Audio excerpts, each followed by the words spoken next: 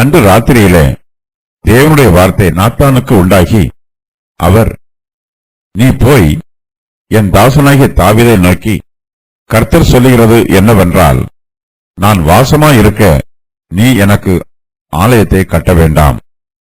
நான் இஸ்ரவேலை வரப்பண்ணின நாள் முதற்கொண்டு இந்நாள் வரைக்கும் நான் ஒரு ஆலயத்திலே வாசம் பண்ணாமல், ஒரு கூடாரத்திலிருந்து மறு கூடாரத்துக்கும், ஒரு வாசஸ்தலத்திலிருந்து மறு வாசஸ்தலத்துக்கும் போனேன். நான் சகல இஸ்ரவேலோடும் உலாவி வந்த எவ்விடத்திலாகிலும் நான் என் ஜனத்தை மேய்க்க கற்பித்த இஸ்ரவேலின் நியாயாதிபதிகளில் யாதொருவனை நோக்கி, நீங்கள் எனக்கு கேதுரு மரத்தால் செய்யப்பட்ட ஆலயத்தை கட்டாதிருக்கிறது என்ன என்று யாதொரு வார்த்தை சொன்னது உண்டோ? இப்போதும் நீ என் தாசனாகிய தாவீதை நோக்கி, சேனைகளின் கர்த்தர் சொல்லுகிறது என்னவென்றால், நீ என் ஜனமாகிய இஸ்ரவேலின் மேல் அதிபதியாயிருக்கும்படி ஆடுகளின் பின்னே நடந்த உன்னை ஆட்டு மந்தையை விட்டு எடுத்து நீ போன இடமெல்லாம் உன்னோடே இருந்து உன் சத்துருக்களையெல்லாம் உனக்கு முன்பாக நிர்மூலமாக்கி பூமியில் இருக்கிற பெரியோர்களின் நாமத்திற்கு ஒத்த நாமத்தை உனக்கு உண்டாக்கினேன்.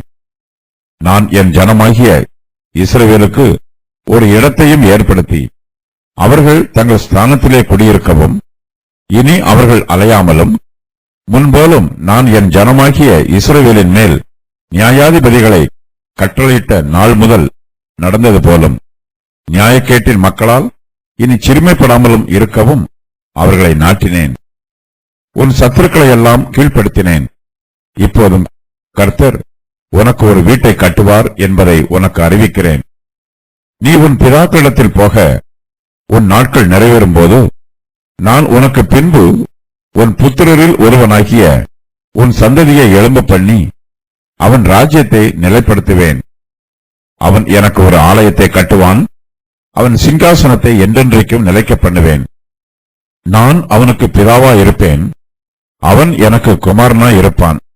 உனக்கு முன் இருந்தவனை விட்டு என் கிருபையை நான் விலக பண்ணினது போல அவனை விட்டு விலக பண்ணாமல் அவனை என் ஆலயத்திலும் என் ராஜ்யத்திலும் என்றென்றைக்கும் நிலைக்க பண்ணுவேன்.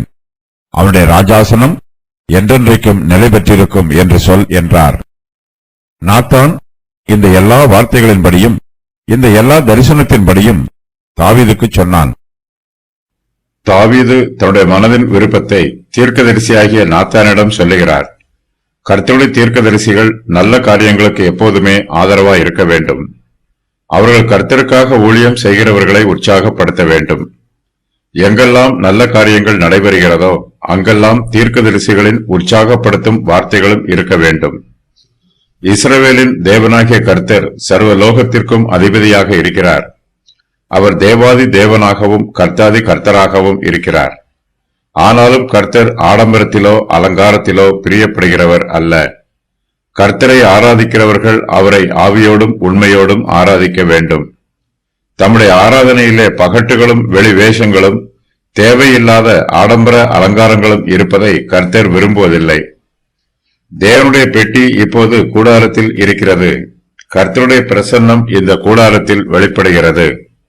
தேவனுடைய பெட்டி கூடாரத்தில் இருந்தாலும் கர்த்தர் இந்த கூடாரத்தில் திருப்தியோடு இருக்கிறார். கர்த்தர் நாத்தானிடம் தம்முடைய வாசஸ்தலத்தை பற்றி சொல்லும் போது, நான் இஸ்ரவேலை வரப்பண்ணின நாள் முதற்கொண்டு இந்நாள் வரைக்கும் நான் ஒரு ஆலயத்திலே வாசம் பண்ணாமல் ஒரு கூடாரத்தில் இருந்து மறு கூடாரத்திற்கும் ஒரு வாசஸ்தலத்தில் இருந்து மறு வாசஸ்தலத்திற்கும் போனேன் என்று சொல்லுகிறார். கர்த்தருடைய நியாயாதிபதிகள் ஜனங்களை மேய்க்க வேண்டும், அவர்களுக்கு ஆவிக்குரிய போஜனங்களை கொடுக்க வேண்டும், தாவீதுக்கு ஒரு ஆலயம் கட்ட வேண்டும் என்று கர்த்தர் தம்முடைய நியாயாதிபதிகளிடத்தில் ஒருபோதும் கேட்டதில்லை. கர்த்தர் இது பற்றி நாத்தானிடம் சொல்லும் போது, நான் சகல இஸ்ரவேலோடும் உலாவி வந்த எவ்விடத்திலாகிலும் நான் என் ஜனத்தை மேய்க்க கற்பித்த இஸ்ரவேலின் நியாயாதிபதிகளில் யாதொருவனை நோக்கி, நீங்கள் எனக்கு கேதுரு மரத்தால் செய்யப்பட்ட ஆலயத்தை கட்டாதிருக்கிறது என்ன என்று யாதொரு வார்த்தை சொன்னது உண்டோ என்று கேட்கிறார். கர்த்தர் தம்முடைய ஜனத்தின் விருப்பங்களை அங்கீகரிக்கிறார். கர்த்தர் தம்முடைய கிருபையினால் அவர்களுடைய அன்பையும் நேசத்தையும் ஏற்றுக்கொள்கிறார். ஆனாலும் சில சமயங்களில் தம்முடைய ஜனங்கள் தமக்காக செய்ய விரும்பும் காரியங்களை தடை பண்ணி விடுகிறார். தாவீது கர்த்தருக்கு ஒரு ஆலயம் கட்ட வேண்டும் என்று விரும்பினார்.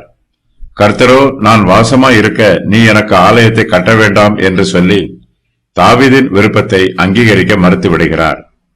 கர்த்தருடைய ஆலயம் கட்டப்படுவதற்கு தாவீது ஆயத்த வேலைகளை செய்யலாம். ஆனால் அவர் கர்த்தருக்கு ஆலயத்தை கட்டக்கூடாது. இஸ்ரவேல் ஜனத்தார் எகிப்து தேசத்தின் அடிமைத்தனத்திலிருந்து விடுவிக்கப்பட்டார்கள். மோசே அவர்களை வனாந்திர பாதையின் வழியாக வழிநடத்தினார். மோசே யோர்தானின் இக்கரையில் இருந்து கானான் தேசத்தை பார்த்தார். ஆனால் இஸ்ரவேல் புத்திரரை கானான் தேசத்திற்குள்ளே வழிநடத்தி செல்லும் சிலாக்கியம் மோசேக்கு கிடைக்கவில்லை. இஸ்ரவேல் புத்திரரை வழிநடத்தும் பொறுப்பை மோசே யோசுவாவிடம் ஒப்புக் கொடுத்தார். மோசேக்கு பின்பு யோசுவா இஸ்ரவேலரை கானான் தேசத்திற்குள் வழிநடத்தினார். அவர் கானான் தேசத்தை சுதந்தரித்து தேசத்தின் நிலத்தை இஸ்ரவேல் புத்திரருக்கு பங்கு பிரித்து கொடுத்தார். கர்த்தர் தாவீதிடம், நான் வாசமாய் இருக்க நீ எனக்கு ஆலயத்தை கட்ட வேண்டாம் என்று சொன்னதினால் தாவீது சோர்ந்து போய்விடக்கூடாது. கர்த்தர் தாவீதை புறக்கணித்து விடவில்லை. தாவீதின் முயற்சிகள் வீணானவையும் அல்ல.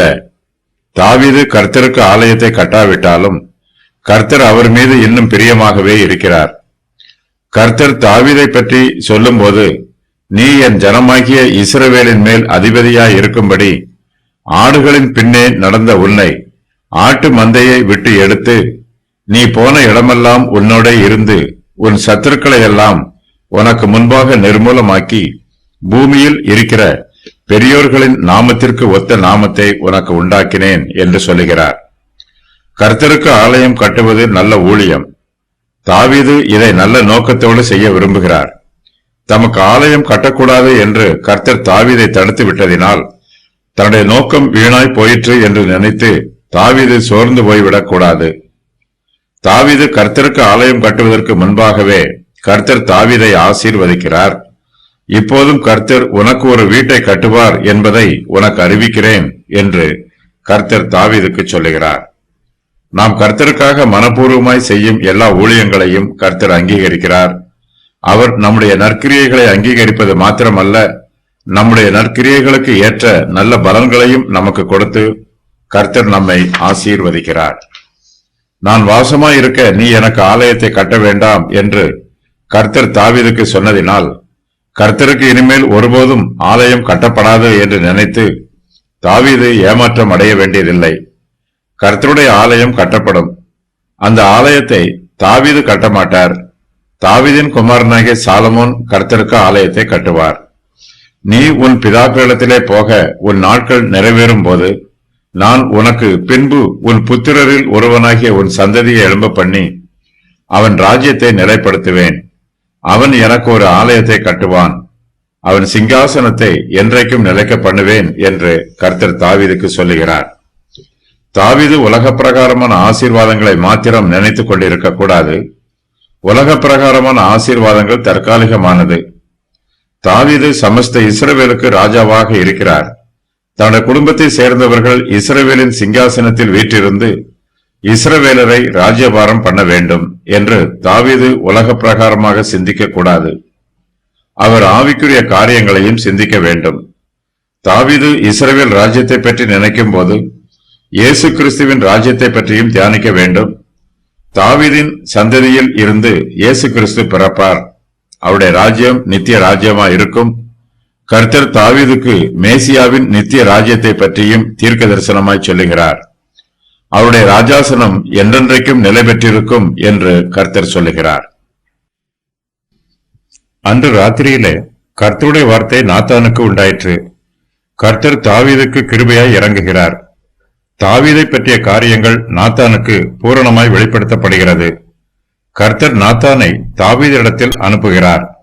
கர்த்தர் நாத்தானுக்கு தம்முடைய வார்த்தையை வெளிப்படுத்தி அதை தாவீதுக்கு சொல்லச் சொல்லுகிறார். தாவீது தேவனுடைய பெட்டிக்கு ஒரு வாசஸ்தலம் கட்ட வேண்டும் என்று விரும்புகிறார். நாத்தானும் தாவீதிடம், நீர் போய் உம்முடைய இருதயத்தில் உள்ளபடியெல்லாம் செய்யும் என்று சொல்லி தாவீதின் யோசனையை அங்கீகரிக்கிறான். ஆனால் கர்த்தர் தாவீதின் இருதயத்தில் உள்ள யோசனையை அங்கீகரிக்கவில்லை. தாவீது உடன்படிக்கை பெட்டிக்கு வாசஸ்தலம் கட்டுவது கர்த்தருக்கு சித்தமாய் இல்லை. தாவீது நாத்தானிடம் தன்னுடைய இருதயத்தில் உள்ள யோசனையை சொன்னபோது நாத்தான் அந்த யோசனையை உடனே அங்கீகரிக்கிறான். ஆனால் கர்த்தரோ தாவீதினுடைய இருதயத்தின் யோசனையை அங்கீகரிக்கவில்லை. கர்த்தர் சொன்ன வார்த்தையை நாத்தான் தாவீதுக்கு சொல்ல வேண்டும். நாத்தான் தாவீதுக்கு ஏற்கனவே சொன்ன வார்த்தையும் இப்போது கர்த்தர் தாவீதுக்கு நாத்தான் மூலமாய் சொல்லச் சொல்லுகிற வார்த்தையும் வித்தியாசமாய் இருக்கிறது. நாத்தான் கர்த்தருடைய வார்த்தையை தாவீதுக்கு சொல்ல வேண்டும். அவன் சற்று நேரத்திற்கு முன்பு தாவீதிடம், நீர் போய் உம்முடைய இருதயத்தில் உள்ளபடியெல்லாம் செய்யும் என்று சொன்னான். இப்போது நாத்தான் தாவீதிடம் போய் உம்முடைய இருதயத்தில் உள்ளபடி செய்யக்கூடாது என்று சொல்ல வேண்டும். நாத்தானுடைய வார்த்தையை கேட்டு தாவீதுக்கு குழப்பம் ஏற்படும். அவர் நாத்தான் மீது வைத்திருக்கும் மதிப்பும் மரியாதையும் குறைந்து போகும். ஆனாலும் கர்த்தருடைய தீர்க்கதரிசிகள் கர்த்தர் தங்களுக்கு வெளிப்படுத்தும் வார்த்தைகளை அப்படியே சொல்ல வேண்டும். நாத்தான் தாவீதை நோக்கி, நீர் போய் உம்முடைய இருதயத்தில் உள்ளபடியெல்லாம் செய்யும் என்று சொன்ன வார்த்தை கர்த்தருக்கு சித்தமான வார்த்தை அல்ல. நாத்தானோ தான் சொன்னது கர்த்தருக்கு சித்தமானதல்ல என்பதை அறிந்து கொள்ளாமலேயே அப்படி சொல்லிவிட்டான். நாத்தான் தாவீதிடம் தப்பிதமாக பேசிவிட்டான். ஆனாலும் கர்த்தர் நாத்தானை சந்திக்கிறார். நாத்தானுடைய தப்பிதத்தை அவனுக்கு உணர்த்துகிறார். அன்று ராத்திரியிலேயே கர்த்தருடைய வார்த்தை நாத்தானுக்கு உண்டாயிற்று. நாத்தான் தாவீதுக்கு அனுமதி கொடுத்ததினால் தாவீது தேவனுடைய பெட்டிக்கு வாசஸ்தலம் கட்டும் வேலையை உடனே ஆரம்பித்து விடுவார். நாத்தான் இப்போது தாவீதுக்கு கர்த்தருடைய வார்த்தையை சொல்லி அந்த வேலையை தடுத்து நிறுத்த வேண்டும். தாவீது தேவனுடைய பெட்டிக்கு வாசஸ்தலம் கட்டக்கூடாது என்னும் சிந்தனை நாத்தானுடைய மனதில் இதுவரையிலும் வரவில்லை. ஏனென்றால் தேவனுடைய பெட்டிக்கு வாசஸ்தலம் கட்டுவது ஒரு நல்ல வேலை. இந்த வேலை கர்த்தருக்கு பிரியமாய் இருக்கும் என்று நாத்தான் நினைத்தான். ஆனால் தாவீது தம்முடைய பெட்டிக்கு வாசஸ்தலம் கட்டுவது தமக்கு சித்தம் அல்ல என்பதை கர்த்தர் நாத்தானுக்கு வெளிப்படுத்துகிறார். தேவனுடைய பெட்டிக்கு ஒரு வாசஸ்தலம் கட்டப்படுவதை கர்த்தர் தடை பண்ணவில்லை. ஆனால் அந்த வாசஸ்தலத்தை தாவீது கட்டக்கூடாது என்று கர்த்தர் தாவீதை தடை பண்ணுகிறார். கர்த்தர் எல்லா காரியங்களையும் தம்முடைய சித்தத்தின் பிரகாரமாக நடத்துகிறவர். அவர் யோசனையில் பெரியவர். கர்த்தருடைய செய்கைகள் எல்லாமே நீதி உள்ளவை. இஸ்ரவேலின் தேவனாகிய கர்த்தரின் நாமத்திற்கு ஆலயத்தை கட்ட வேண்டும் என்கிற விருப்பம் என் தகப்பனாகிய தாவீதின் இருதயத்தில் இருந்தது. ஆனாலும் கர்த்தர் என் தகப்பனாகிய தாவீதை நோக்கி, என் நாமத்திற்கு ஆலயத்தை கட்ட வேண்டும் என்கிற விருப்பம் உன் மனதிலே இருந்தது நல்ல காரியம்தான். ஆகிலும் நீ அந்த ஆலயத்தை கட்டமாட்டாய். உன் கற்ப பிறப்பாகிய உன் குமாரனே என் நாமத்திற்கு அந்த ஆலயத்தை கட்டுவான் என்றார். 1 ராஜாக்கள் 8:17 முதல் 19 வரை. கர்த்தருக்கு ஆலயம் கட்டுவது நல்ல காரியம்தான் என்பதை கர்த்தரும் அங்கீகரிக்கிறார். ஆனால் அந்த ஆலயத்தை தாவீது கட்டுவதை கர்த்தர் அங்கீகரிக்கவில்லை. கர்த்தர் நாத்தானிடம், நீ போய் என் தாசனாகிய தாவீதை நோக்கி, கர்த்தர் சொல்லுகிறது என்னவென்றால், நான் வாசமாய் இருக்கத்தக்க ஆலயத்தை நீ எனக்கு கட்டுவாயோ என்று சொல்லச் சொல்லுகிறார். ஆலயத்தை நீ எனக்கு கட்டுவாயோ என்னும் வாக்கியத்திற்கு ஆலயத்தை நீ எனக்கு கட்டமாட்டாய் என்றும் நீ எனக்கு ஆலயத்தை கட்ட வேண்டாம் என்றும் பொருள். அன்று ராத்திரியிலே தேவனுடைய வார்த்தை நாத்தானுக்கு உண்டாகி, அவர், நீ போய் என் தாசனாகிய தாவீதை நோக்கி, கர்த்தர் சொல்லுகிறது என்னவென்றால், நான் வாசமாய் இருக்க நீ எனக்கு ஆலயத்தை கட்ட வேண்டாம் என்று சொல்லுகிறார். கர்த்தருக்கு ஆலயம் கட்டுவது நல்ல காரியமாய் இருந்தாலும் தாவீது அந்த ஆலயத்தை கர்த்தருக்கு கட்டமாட்டார். கர்த்தர் தாவீதை குறித்து வேறு திட்டங்கள் வைத்திருக்கிறார். தாவீது முதலாவதாக கர்த்தர் அவருக்கு நியமித்திருக்கிற வேலைகளை செய்ய வேண்டும். தாவீது ஒரு யுத்த வீரர். அவர் ஒரு பராக்கிரமசாலி. அவர் அந்நிய தேசத்தாரோடு யுத்தம் பண்ணி இஸ்ரவேலின் எல்லைகளை விஸ்தாரம் பண்ண வேண்டும். இஸ்ரவேலின் காணியாட்சியில் தங்கியிருக்கிற பிரஜாதியாரை தாவீது முறியடிக்க வேண்டும். அந்நியரை இஸ்ரவேல் தேசத்தை விட்டு துரத்த வேண்டும். இது கர்த்தருடைய சித்தம். தாவீது இனிமையான சங்கீதங்களை பாடுகிறவர். அவர் கர்த்தரை துதித்து பாடும் சங்கீதங்களை ஏற்ற வேண்டும். தாவீது கர்த்தருக்கு ஆலயத்தை கட்டக்கூடாது.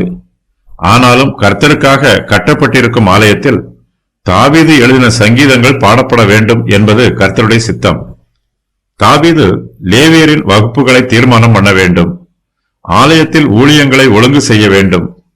தாவீதை விட அவருடைய குமாரன் கர்த்தருக்கு நேர்த்தியான ஆலயத்தை கட்டுவார். ஆலயம் கட்டுவதற்கு தாவீதின் குமாரனிடத்தில் தேவையான பொக்கிஷம் இருக்கும்.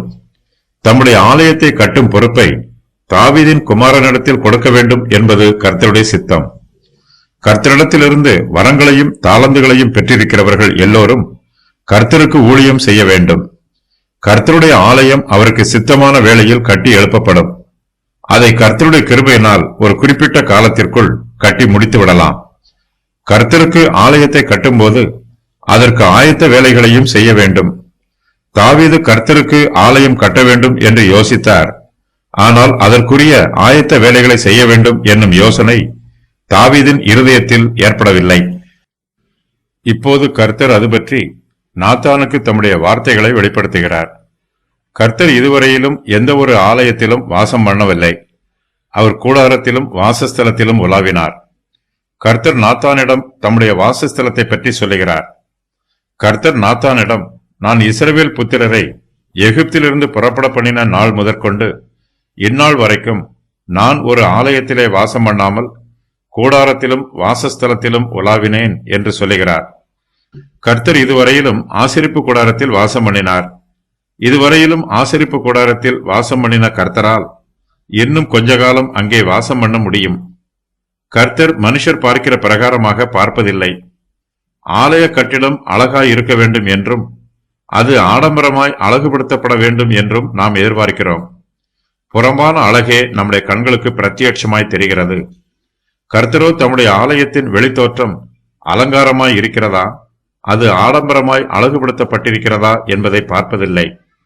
கர்த்தர் ஆலயத்தின் பரிசுத்தத்தை பார்க்கிறார். கர்த்தர் பரிசுத்தர். அவருடைய வாசஸ்தலமும் பரிசுத்தமாய் இருக்க வேண்டும். கர்த்தருடைய ஆலயத்தில் அவரை தொழுது கொள்ள வருகிறவர்களும் பரிசுத்தத்தோடு வர வேண்டும். கர்த்தரை தொழுது கொள்ளுகிறவர்கள் அவரை ஆவியோடும் உண்மையோடும் தொழுது கொள்ள வேண்டும். இதுவே கர்த்தருடைய சித்தம். இதுவே அவருக்கு பிரியமானது. தேவனுடைய பெட்டி இதுவரையிலும் ஆசரிப்பு கூடாரத்தில் இருந்தது. கர்த்தருடைய பிரசன்னம் ஆசரிப்பு கூடாரத்தில் தங்கி இருந்தது. கர்த்தர் கூடாரத்திலும் வாசஸ்தலத்திலும் உலாவினார். ஒரு பெரிய ஆலயம் கட்டப்பட்டால்தான் அங்கே தம்முடைய பிரசன்னம் இருக்கும் என்று கர்த்தர் எங்கும் சொல்லவில்லை. அவர் பெரிய ஆலய கட்டிடத்தில் இருப்பது போல சாதாரண கூடாரத்திலும் இருப்பார். கர்த்தர் தம்மை ஆராதிக்க வருகிற ஜனங்கள் மத்தியிலே வாசம் பண்ணுகிறார். தேவனுடைய உடன்படிக்கை பெட்டி எங்கே இருக்கிறதோ அங்கே தேவனுடைய பிரசன்னமும் இருக்கும். பெட்டி ஆசரிப்பு கூடாரத்தில் இருந்தாலும் அது தேவாலயத்தில் இருந்தாலும் கர்த்தருடைய பிரசன்னம் அவருடைய பெட்டி இருக்கும் இடத்தில் இருக்கும். கிறிஸ்துவானவர் உடன்படிக்கை பெட்டிக்கு அடையாளமாய் இருக்கிறார். அவர் இந்த பூமியில் இருந்த வரையிலும் கூடாரத்திலே உலாவினார். அவர் செல்லும் இடங்களுக்கெல்லாம் நன்மை செய்கிறவராக சுற்றி அலைந்தார். இயேசு கிறிஸ்து இந்த உலகத்தில் இருந்த காலம் வரையிலும் அவருக்கென்று சொந்தமாக வீடு இல்லை. அவர் வானத்தில் பரமேறி போகும் வரையிலும் இந்த பூமியிலே அவருக்கு வீடு இல்லை. பரலோகத்திலே தம்முடைய பிதாவின் வீட்டில் தமக்கு வாசஸ்தலம் இருப்பதாக இயேசு கிறிஸ்து சொல்லி இருக்கிறார். கிறிஸ்துவானவருடைய பிதாவின் வீட்டிலே பரலோகத்திலே அநேக வாசஸ்தலங்கள் உண்டு. குமாரனாகிய இயேசு கிறிஸ்து தம்முடைய பிதாவின் வலது வாரிசத்திலே அமர்ந்திருக்கிறார். இந்த பிரபஞ்சத்தில் இயேசு கிறிஸ்துவின் சபை தேவனுடைய பெட்டியைப் போல இருக்கிறது. பெட்டி கூடாரத்தில் இருப்பது போல கர்த்தருடைய சபையும் கூடாரத்தில் இருக்கிறது. விசுவாசிகளாகிய நமக்கு இந்த பிரபஞ்சம் நித்திய நகரம் அல்ல. பரலோகமே நமக்கு நித்திய நகரம். தாவீது தன்னுடைய சங்கீதங்களில் ஆசரிப்பு கூடாரத்தை ஆலயம் என்று பல சந்தர்ப்பங்களில் சொல்லி இருக்கிறார். நானோ உமது மிகுந்த கிருபையினாலே உமது ஆலயத்துக்குள் பிரவேசித்து உமது பரிசுத்த சந்நிதிக்கு நேரே பயபக்தியுடன் பணிந்து கொள்ளுவேன். சங்கீதம் 5:7. கர்த்தரிடத்தில் ஒன்றை நான் கேட்டேன், அதையே நாடுவேன்.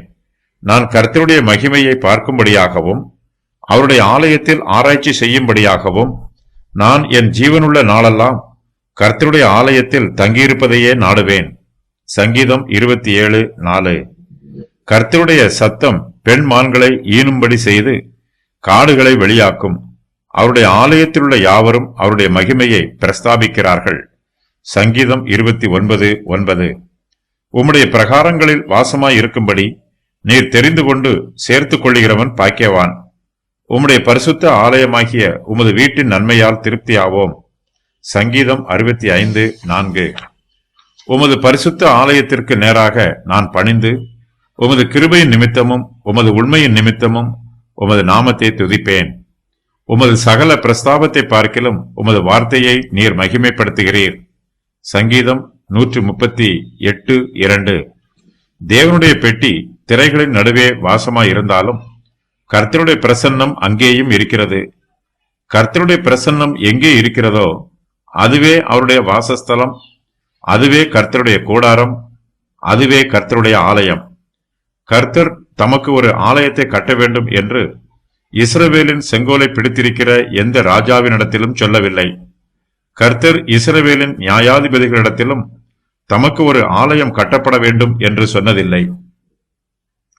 நான் சகல இஸ்ரவேலோடும் உலாவி வந்த எவ்விடத்திலாகிலும் நான் என் ஜனத்தை மேய்க்க கற்பித்த இஸ்ரவேலின் நியாயாதிபதிகளில் யாதொருவனை நோக்கி, நீங்கள் எனக்கு கேதுரு மரத்தால் செய்யப்பட்ட ஆலயத்தை கட்டாதிருக்கிறது என்ன என்று யாதொரு வார்த்தை சொன்னது உண்டோ? 1 நாளாகமம் 17:6. செங்கோல் என்னும் வார்த்தை ராஜாக்களையும் பிரபுக்களையும் குறிக்கிறது. அதன் கொடிகளில் உள்ள ஒரு கொப்பில் இருந்து அக்கினி புறப்பட்டு அதன் கனியை பட்சித்தது. ஆளுகிற செங்கோலுக்கேற்ற பலத்த கோப்பு இனி அதில் இல்லை என்று சொல். இதுவே புலம்பல், இதுவே புலம்பலாயிருக்கும் என்றார். எசேக்கியேல் 19:14. அவரை காண்பேன், இப்பொழுது அல்ல. அவரை தரிசிப்பேன், சமீபமாய் அல்ல. ஒரு நட்சத்திரம் யாக்கோவில் இருந்து உதிக்கும், ஒரு செங்கோல் இஸ்ரவேலில் இருந்து எழும்பும்.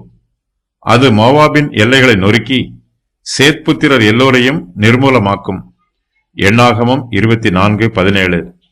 கர்த்தர் நாத்தானை நோக்கி, நான் இஸ்ரவேலாகிய என் ஜனத்தை மேய்க்கும்படி கட்டளையிட்ட இஸ்ரவேல் கோத்திரங்களில் ஒரு கோத்திரத்தையாவது நோக்கி, நீங்கள் எனக்கு கேதுரு மரத்தால் செய்யப்பட்ட ஆலயத்தை கட்டாதிருக்கிறது என்ன என்று நான் இஸ்ரவேல் புத்திரருக்குள் உலாவி வந்த எவ்விடத்திலாவது யாதொரு வார்த்தையை சொன்னதுண்டோ என்று கேட்கிறார்.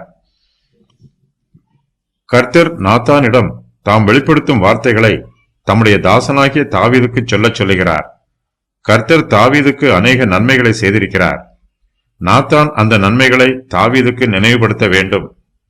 தாவீது இப்போது இஸ்ரவேல் தேசத்திற்கு ராஜாவாய் இருக்கிறார். இதற்கு முன்பு அவர் ஆடுகளை மேய்த்துக் கொண்டிருந்தார். கர்த்தர் தாவீதை சாதாரண நிலைமையில் இருந்து உயர்ந்த நிலைக்கு உயர்த்தி இருக்கிறார். நீ இஸ்ரவேல் என்கிற என் ஜனங்களுக்கு அதிபதியாய் இருக்கும்படி ஆடுகளின் பின்னே நடந்த உன்னை நான் ஆட்டு மந்தையை விட்டு எடுத்து, நீ போன எவ்விடத்திலும் உன்னோட இருந்து உன் சத்துருக்களை எல்லாம் உனக்கு முன்பாக நிர்மூலமாக்கி, பூமியில் இருக்கிற பெரியோர்களின் நாமத்திற்கு ஒத்த பெரிய நாமத்தை உனக்கு உண்டாக்கினேன் என்று கர்த்தர் நாத்தானிடம் தாவீதுக்கு சொல்லச் சொல்கிறார். கர்த்தர் தாவீதை சாதாரண நிலையில் இருந்து உயர்த்தியது மாத்திரமல்ல, அவர் தாவீதின் சத்துருக்களை எல்லாம் அவருக்கு முன்பாக நிர்மூலமாக்கினார். தாவீது போன எவ்விடத்திலும் கர்த்தர் அவரோடு கூட இருந்து அவரை பாதுகாத்தார். கர்த்தர் தாவீதினுடைய கைகளின் பிரயாசங்களை ஆசீர்வதித்தார். கர்த்தருடைய கிருபையினால் தாவீது இம்மட்டுமாக செலுத்தியிருக்கிறார். கர்த்தர் தாவீதுக்கு பூமியில் இருக்கிற பெரியோர்களின் நாமத்திற்கு ஒத்த பெரிய நாமத்தை உண்டாக்கி இருக்கிறார். கர்த்தர் தாவீதை இஸ்ரவேலுக்கு ராஜாவாக அபிஷேகம் பண்ணி இருக்கிறார். இதனால் தாவீதுக்கு இஸ்ரவேலின் மேல் அதிகாரமும் ஆளுகையும் கிடைத்திருக்கிறது.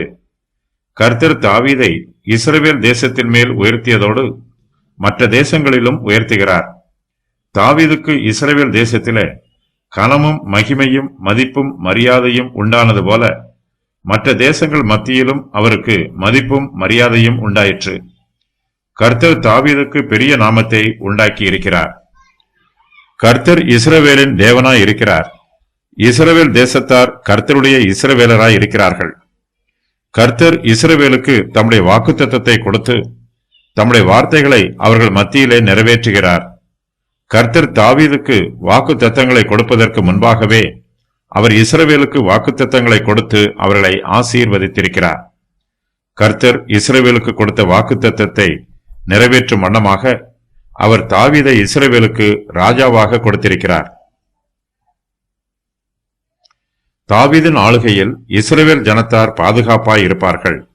அவர்களுக்கு அமைதியும் ஆறுதலும் உண்டாகும். கர்த்தர் இஸ்ரவேலுக்கு கொடுத்த வாக்குத்தத்தத்தை பற்றி சொல்லும்போது, நான் என் ஜனமாகிய இஸ்ரவேலுக்கு ஒரு இடத்தை ஏற்படுத்தி அவர்கள் தங்கள் ஸ்தானத்திலே குடியிருக்கவும், இனி அவர்கள் அலையாமலும் முன்போலும் நான் என் ஜனமாகிய இஸ்ரவேலின் மேல் நியாயாதிபதிகளை கட்டளையிட்ட நாள் வரையில் நடந்தது போலும் நியாயக்கேட்டின் மக்களால் இனி சிறுமைப்படாமலும் இருக்கும்படி அவர்களை நாட்டினேன் என்று சொல்லுகிறார். இஸ்ரவேலை ஆசீர்வதிப்பதே கர்த்தருக்கு பிரியம். இஸ்ரவேல் ஜனத்தார் சத்துருக்களால் சிறுமைப்படக்கூடாது. நியாயக்கேட்டின் மக்கள் அவர்களை துன்பப்படுத்தக்கூடாது. இஸ்ரவேல் புத்திரர் கர்த்தருக்கு விசேஷமானவர்கள். நீ உன் பிள்ளைகளின் பிள்ளைகளையும் இஸ்ரவேலுக்கு உண்டாகும் சமாதானத்தையும் காண்பாய். சங்கீதம் 128:6. கானான் தேசம் பாலும் தேனும் ஓடுகிற ஆசீர்வாதமான தேசம். கானான் தேசத்திலே சந்தோஷமும் சமாதானமும் நிரம்பி இருக்கும் என்று கர்த்தர் வாக்கு பண்ணுகிறார். கர்த்தருடைய இஸ்ரவேல் ஜனத்தார் நியாயக்கேட்டின் மக்களால் இனிமேல் சிறுமைப்பட மாட்டார்கள். சத்துருக்கள் இஸ்ரவேல் ஜனத்தாரை கானான் தேசத்திலிருந்து துரத்திவிட மாட்டார்கள். புறஜாதி ஜனங்கள் கர்த்தருடைய ஜனத்தை ஒடுக்கி அடிமைப்படுத்த மாட்டார்கள். உன்னுடைய எல்லா சத்துருக்களுக்கும் உன்னை நீங்களாக்கி இளைப்பாறவும் பண்ணினேன் என்று கர்த்தர் இஸ்ரவேல் ஜனத்தாரை குறித்து வாக்குத்தத்தமாய் சொல்லுகிறார். இஸ்ரவேலுக்கு சத்துருவாய் இருக்கிறவர்கள் தாவீதுக்கும் சத்துருவாய் இருக்கிறார்கள். ஆகையினால் கர்த்தர் இங்கு உன்னுடைய எல்லா சத்துருக்களுக்கும் உன்னை நீங்களாக்கி இளைப்பாறவும் பண்ணினேன் என்று சொல்லுவது தாவீதுக்கு சொல்லப்படும் விசேஷித்த வாக்குத்தத்தமாகவும் இருக்கிறது. நியாயக்கேட்டின் மக்கள் என்பது பெலிஸ்தரை குறிக்கிற வார்த்தை. இவர்கள் இஸ்ரவேல் ஜனத்தாருக்கு நீண்ட காலமாக வாதையாகவும் கொள்ளை நோயாகவும் இருந்தார்கள். பெலிஸ்தர் இனிமேல் இஸ்ரவேல் புத்திரரை சிறுமைப்படுத்த மாட்டார்கள். கர்த்தரை நம்புகிறவர்கள் ஒருபோதும் வெட்கப்பட்டு போக மாட்டார்கள். அவர்கள் சிறுமைப்பட மாட்டார்கள். கர்த்தர் இஸ்ரவேல் ஜனத்தாருக்கு சொன்ன வாக்குத்தத்தத்தை இங்கு மறுபடியும் சொல்லிவிட்டு அவர் தாவீதையும் அவருடைய குடும்பத்தாரையும் ஆசீர்வதிக்கிறார். தாவீது கர்த்தருக்கு ஒரு ஆலயம் கட்ட வேண்டும் என்று வாஞ்சையோடு இருக்கிறார். கர்த்தரோ தாவீதுக்கு ஒரு வீட்டை உண்டு பண்ண ஆயத்தமாயிருக்கிறார். இப்போதும் கர்த்தர் உனக்கு வீட்டை உண்டு பண்ணுவார் என்பதை கர்த்தர் உனக்கு அறிவிக்கிறார். 2 சாமுவேல் 7:11. கர்த்தர் இங்கு சொல்லும் வாக்குத்தத்தங்களில் சில தாவீதின் குமாரனாகிய சாலமோனுக்கு சொல்லப்படுகிறது. தாவீதுக்கு பின்பு சாலமோன் சமஸ்த இஸ்ரவேலுக்கும் ராஜாவாகிறார். கர்த்தர் இங்கு சொல்லும் வாக்குத்தத்தங்கள் யூதாவின் சிங்காசனத்தில் அமருகிற எல்லா ராஜாக்களுக்கும் பொதுவாக சொல்லப்படுகிறது. கர்த்தர் தாவீதுக்கு உன் நாட்கள் நிறைவேறி நீ உன் பிதாக்களுடைய நித்திரை பண்ணும்போது நான் உனக்கு பின்பு உன் கற்ப பிறப்பாகிய உன் சந்ததியை எழும்ப பண்ணி அவன் ராஜ்யத்தை நிலைப்படுத்துவேன் என்று தம்முடைய வாக்கு தத்தத்தை சொல்லுகிறார். தாவீதுக்கு பின்பு அவருடைய கற்ப பிறப்பாகிய சாலமோனுக்கு கர்த்தர் ராஜ்யத்தை நிலைப்படுத்துவார். கர்த்தர் சாலமோனுடைய ராஜ்யபாரத்தின் சிங்காசனத்தை என்றென்றைக்கும் நிலைக்க பண்ணுவார். தாவீதின் குமாரனாகிய சாலமோன் கர்த்தருடைய நாமத்திற்கென்று ஒரு ஆலயத்தை கட்டுவார். தாவீது கர்த்தருக்கு ஒரு ஆலயம் கட்ட வேண்டும் என்று விரும்பினார். ஆனால் கர்த்தர் தாவீதுக்கு அந்த சிலாக்கியத்தை கொடுக்கவில்லை. ஆனாலும் தாவீது கர்த்தருடைய ஆலயத்திற்கு தேவையான திட்டங்களையும் பொருட்களையும் சேகரித்து கொடுப்பார். தாவீதின் குமாரனாகிய சாலமோனே கர்த்தருடைய நாமத்திற்கென்று ஒரு ஆலயத்தை கட்டுவார். கர்த்தர் தாவீதை ஆசீர்வதிப்பது போல தாவீதின் குமாரனாகிய சாலமோனையும் ஆசீர்வதிப்பார். கர்த்தர் சாலமோனோடு உடன்படிக்கை பண்ணிக்கொள்வார். சாலமோன் கர்த்தருக்கு சுவிகார புத்திரனாய் இருப்பார். நான் அவனுக்கு பிதாவாய் இருப்பேன், அவன் எனக்கு குமாரனாய் இருப்பான் என்று கர்த்தர் சாலமோனை குறித்து சொல்லுகிறார். கர்த்தர் நம்முடைய பிதாவாய் இருப்பது நமக்கு கிடைத்திருக்கிற மிகப்பெரிய சிலாக்கியம். நாம் அவருடைய பிள்ளைகளாய் இருப்பது நம்முடைய பாக்கியம். விசுவாசிகளாகிய நமக்கு இதைவிட பெரிய ஆசீர்வாதமோ சிலாக்கியமோ பாக்கியமோ வேறு எதுவும் இருக்க முடியாது. பிதாவாகிய தேவன் தம்முடைய பிள்ளைகளுக்கு கொடுக்கும் ஆசீர்வாதங்களையும் வாக்குத்தத்தங்களையும் இங்கு ஒவ்வொன்றாக சொல்லுகிறார். அவன் அக்கிரமம் செய்தால் நான் அவனை மனுஷருடைய மெலாற்றினாலும் மனு புத்திரருடைய அடிகளினாலும் தண்டிப்பேன் என்று கர்த்தர் சொல்லுகிறார். கர்த்தர் தம்முடைய பிள்ளைகளை காயப்படுத்தும் நோக்கத்தோடு அடிக்க மாட்டார். அவர் நம்மை மென்மையாக கண்டித்து திருத்துவார். தங்கள் பிள்ளைகளை சிக்ஷியாத தகப்பன் யாருமில்லை. கர்த்தர் தம்முடைய பிள்ளைகளை சிக்ஷித்தாலும் அடித்தாலும் அவர்களை தம்மை விட்டு விலக்கிவிட மாட்டார். உனக்கு முன்பாக நான் தள்ளிவிட்ட சவுலிடத்திலிருந்து என் கிருபையை விலக்கினது போல அவனை விட்டு விலக்க மாட்டேன் என்று கர்த்தர் சொல்லுகிறார். கர்த்தர் இங்கு சொல்லுகிற வாக்குத்தத்தங்கள் தாவீதின் குமாரனாகிய சாலமோனுக்கு விசேஷமாக சொல்லப்பட்டாலும் இந்த வாக்குத்தத்தங்கள் கர்த்தருடைய பிள்ளைகளாகிய விசுவாசிகள் அனைவருக்கும் பொதுவாக சொல்லப்பட்டிருக்கிறது. கர்த்தர் நம்மை கைவிடாத தேவனாய் இருக்கிறார். ரெகொபெயாம் ஆட்சி காலத்தில் இஸ்ரவேல் புத்திரரில் 10 கோத்திரத்தார் தாவீதின் குடும்பத்தாருக்கு விரோதமாக கலகம் பண்ணி தாவீதின் ராஜாசனத்தை விட்டு பிரிந்து போனார்கள். அவர்களுடைய மீறுதல்களின் நிமித்தம் கர்த்தர் அவர்களை தண்டித்தார். ஆனாலும் தாவீதின் குடும்பத்தாரோடு 2 கோத்திரத்தார் எப்போதுமே கூட இருந்தார்கள். இவர்கள் தாவீதின் குடும்பத்தை விட்டு விலகி போகவில்லை. தாவீது சமஸ்த இஸ்ரவேலுக்கும் ராஜாவா இருந்தார். தாவீதுக்கு பின்பு அவருடைய குமாரன் சாலமோனும் சமஸ்த இஸ்ரவேலுக்கு ராஜாவா இருந்தார். ஆனால் சாலமோனுக்கு பின்பு அவருடைய குமாரன் ரெகொபெயாமின் காலத்திலே சமஸ்த இஸ்ரவேல் தேசம் வடக்கு இஸ்ரவேல் தேசம் என்றும் தெற்கு யூதா தேசம் என்றும் 2ஆய் பிரிந்தது. தாவீதின் குடும்பத்தார் தெற்கு யூதா தேசத்தில் உள்ள 2 கோத்திரத்தாரை மாத்திரமே ஆட்சி செய்தார்கள். தாவீதின் ராஜாசனம் எண்ணிக்கையில் குறைந்து போயிற்று. ஆனாலும் தேவனுடைய கிருபையும் இரக்கமும் தாவீதின் சந்ததியாரிடத்தில் தங்கியிருக்கிறது. தாவீதின் குடும்பத்தார் எண்ணிக்கையில் குறைந்து போனாலும் கர்த்தருடைய கிருபை அவர்களை விட்டு விலக்கப்படவில்லை. உனக்கு முன்பாக நான் தள்ளிவிட்ட சவுலிடத்திலிருந்து என் கிருபையை விலக்கினது போல அவனை விட்டு விலக்க மாட்டேன் என்று கர்த்தர் வாக்கு பண்ணி இருக்கிறார். கர்த்தர் இங்கு சொல்லுகிற வாக்குத்தத்தங்கள் தாவீதின் குமாரனாகிய சாலமோனோடு தொடர்புடையதாய் இருக்கிறது.